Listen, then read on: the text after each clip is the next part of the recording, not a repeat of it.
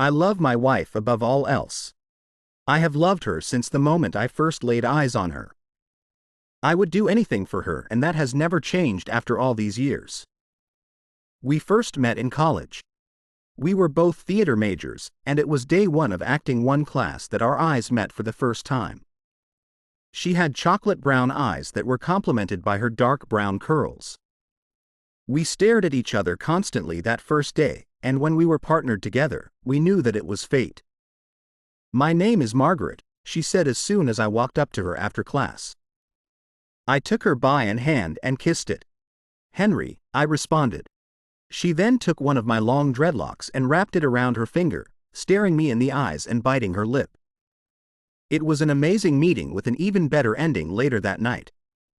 The following night, we went on our first date, a theater production of Sueño.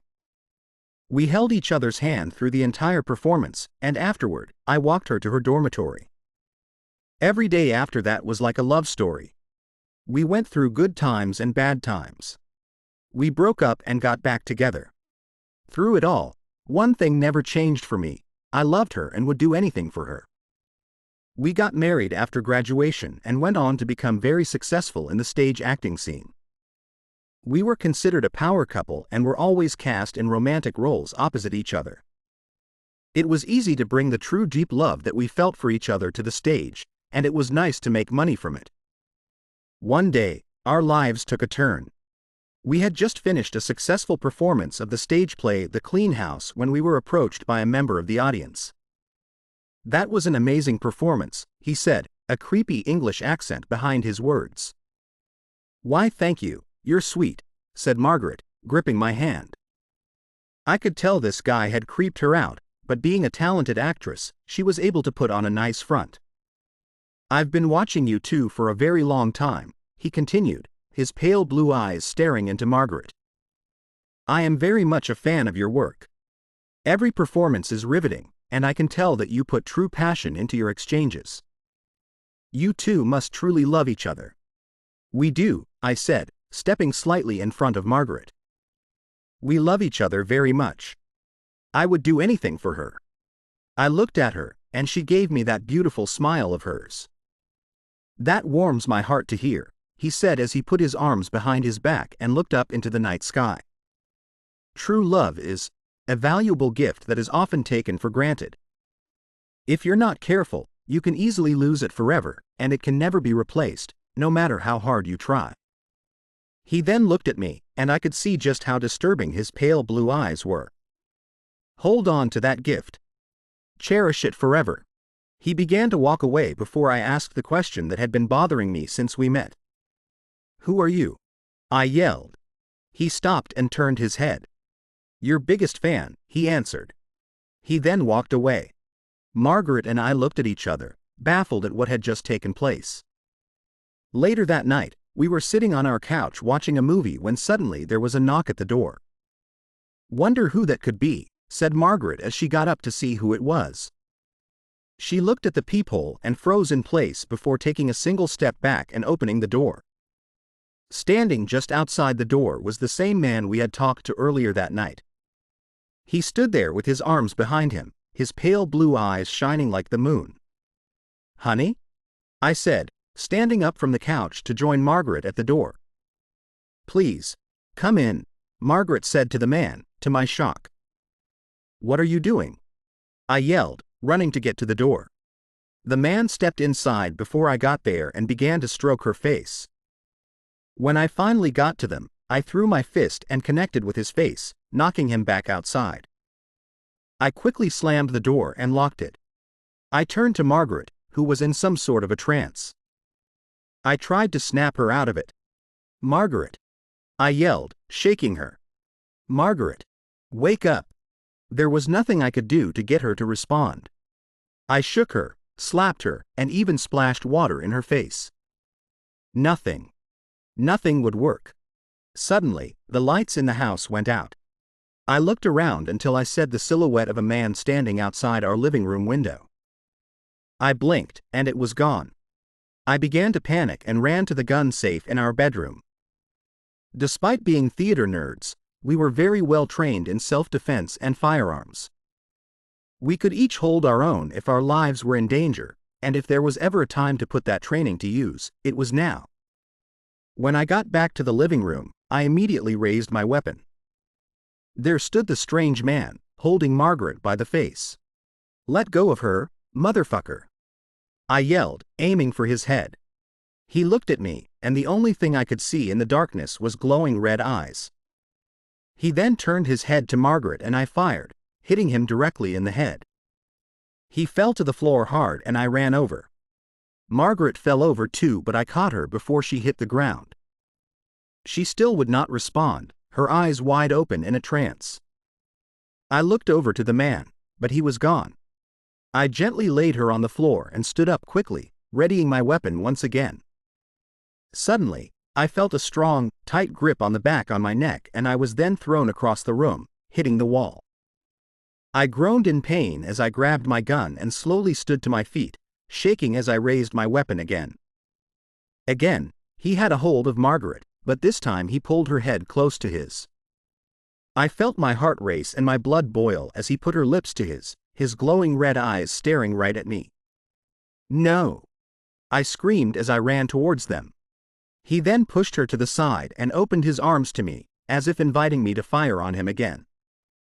I obliged and fired 5 rounds into him, but all he did was allow them to connect as he laughed. I ran up to him, but he grabbed me by the throat before I could do anything. He pulled me close to his face and I could see every horrifying feature. Not only did he have demon-like eyes, but his face was covered in disgusting, pulsating veins. In his mouth were 2 sharp fangs and a long slimy tongue, which rubbed against my face, as if tasting me before taking his first bite. I lifted my gun to the arm that had a hold of me and fired twice. He growled in pain as he released me and I connected the butt of my gun to his face, repeatedly. He fell to the floor and I mounted him, smashing his face more and more, harder and faster. I could feel the blood gush and spray all over as the bones in his skull crack and collapse. By the time I was done, there was nothing but smashed bone, brains, and blood. I panted as I stood back up and limped over to Margaret, who was now fully unconscious. I shook her and she finally opened her eyes, looking into mine with fear and confusion. "Margaret," I said, feeling relieved that she was all right. I held her close and we laid there until I looked over to where the body of the stranger should have been. He was gone and panic arose once again and we both stood up quickly. I turned to face Margaret and screamed when I saw him standing behind her, still in the process of regenerating his face. Before I had a chance to react, he sunk his fangs deep into Margaret's neck. She screamed in pain as I screamed in rage, hitting the monster in the skull once again with my gun. I felt bone crack again as he released her. Again, I mounted him and went to work, growing exhausted the longer it went. I knew this wouldn't last, as he would surely regenerate again. It soon became obvious what exactly I was dealing with. He had put Margaret into a trance, merely by looking at her, even looking through a peephole. It wasn't until he invited him inside that he actually got in. He had glowing red eyes and fangs, and he bit Margaret in the neck. "He's a goddamn vampire," I thought to myself. While he was down, I ran to the kitchen and grabbed an old wooden broom. I broke it in half and ran back to the body, where I rammed it as hard as I could directly into his heart. The body began to convulse and flail its arms and legs all over. Suddenly, it stopped and went completely limp, before melting away into deep red blood and other disgusting fluids. After catching my breath, I slowly turned my attention to Margaret. She sat there in the darkness, legs folded and upper torso full erect. "Honey?" I said, nervously approaching her. In the darkness, I could only see her silhouette until her eyes began to slowly glow red. There was only one thing I could think of to do. I love my wife. I would do anything for her. Even if that meant chaining her up in the basement, feeding her a pint of my own blood every day while I figure out what to do about her. When the hunger would hit her, she became like a wild animal that cannot be communicated with. So, I fed her my blood and she became herself again. She understood the situation and never held it against me. It wasn't easy, but it was all we could do. Unfortunately, a pint only went so far, until soon it wasn't enough. So I gave more and more until the point that I was endangering myself with so much blood loss. It was then that I decided to feed her full meals. It started with small animals at first, and then cats and dogs. Soon I made the hard decision to invite homeless people into our home, knock them out, and give them to her.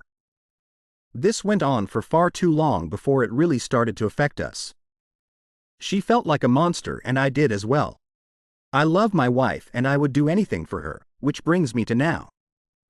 I'm sitting here, writing this, shaking.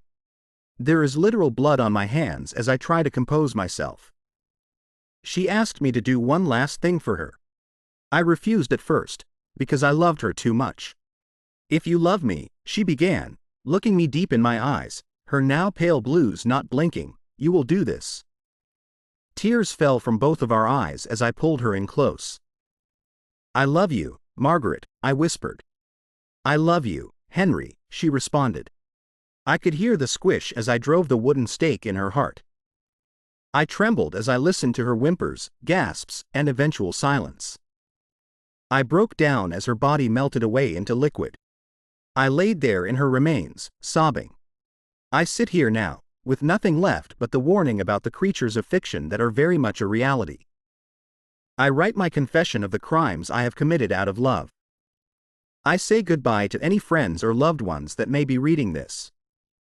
I loved her, and I did everything for her.